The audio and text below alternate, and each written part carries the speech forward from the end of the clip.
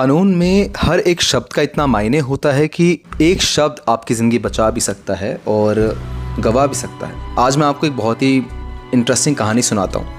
हमारे देश के एक प्रधानमंत्री थे, उनके पिताजी के पास एक केस आया किसी क्रांतिकारी का, देश का, जहाँ पे उन्होंने एक ब्रिटिश ऑफिसर को एक बम से उड़ा दिया था।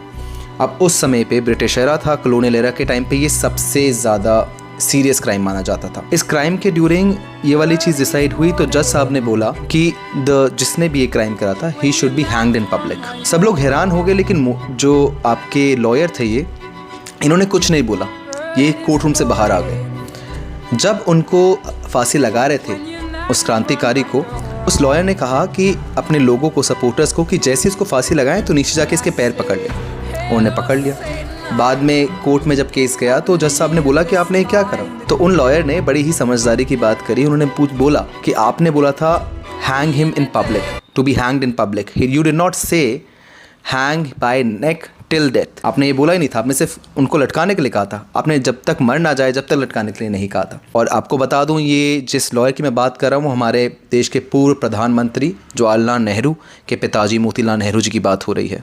I hope you found that interesting.